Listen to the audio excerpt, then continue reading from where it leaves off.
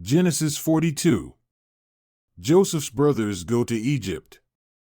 When Jacob learned that there was grain in Egypt, he said to his sons, "Why do you just keep looking at each other?" He continued, "I have heard that there is grain in Egypt.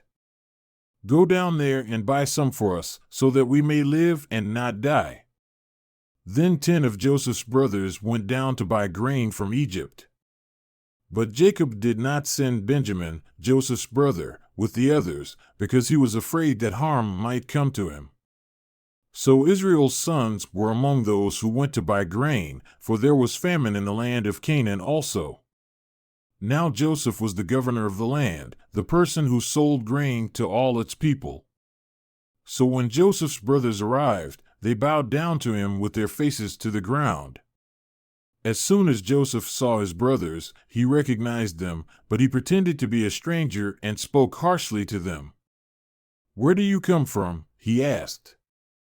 "From the land of Canaan," they replied, "to buy food." Although Joseph recognized his brothers, they did not recognize him. Then he remembered his dreams about them and said to them, "You are spies. You have come to see where our land is unprotected."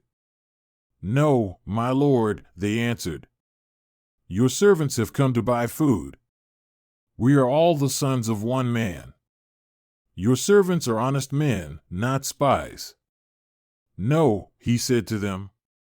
"You have come to see where our land is unprotected." But they replied, "Your servants were 12 brothers, the sons of one man, who lives in the land of Canaan. The youngest is now with our father, and one is no more." Joseph said to them, "It is just as I told you, you are spies. And this is how you will be tested. As surely as Pharaoh lives, you will not leave this place unless your youngest brother comes here. Send one of your number to get your brother. The rest of you will be kept in prison, so that your words may be tested to see if you are telling the truth. If you are not, then as surely as Pharaoh lives, you are spies."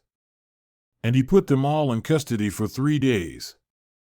On the 3rd day, Joseph said to them, "Do this and you will live, for I fear God. If you are honest men, let one of your brothers stay here in prison, while the rest of you go and take grain back for your starving households.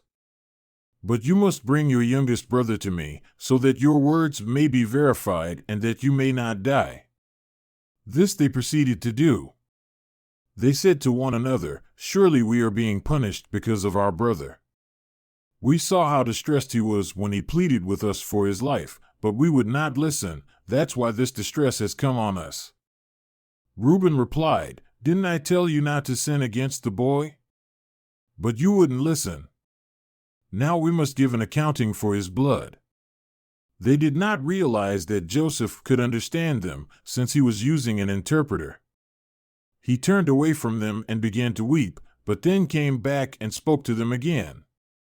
He had Simeon taken from them and bound before their eyes.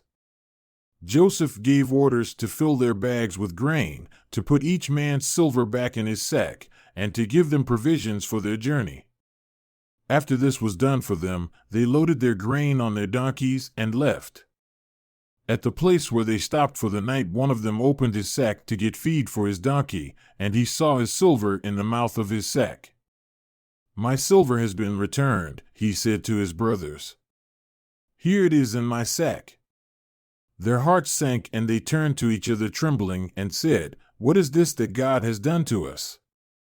When they came to their father Jacob in the land of Canaan, they told him all that had happened to them. They said, "The man who is lord over the land spoke harshly to us and treated us as though we were spying on the land." 31 But we said to him, "We are honest men, we are not spies. We were 12 brothers, sons of one father. One is no more, and the youngest is now with our father in Canaan." Then the man who is lord over the land said to us, "This is how I will know whether you are honest men. Leave one of your brothers here with me, and take food for your starving households, and go. But bring your youngest brother to me, so I will know that you are not spies, but honest men. Then I will give your brother back to you, and you can trade in the land." As they were emptying their sacks, there in each man's sack was his pouch of silver. When they and their fathers saw the money pouches, they were frightened. Their father Jacob said to them, "You have deprived me of my children. Joseph is no more and Simeon is no more, and now you want to take Benjamin. Everything is against me." Then Reuben said to his father, "You may put both of my sons to death if I do not bring him back to you.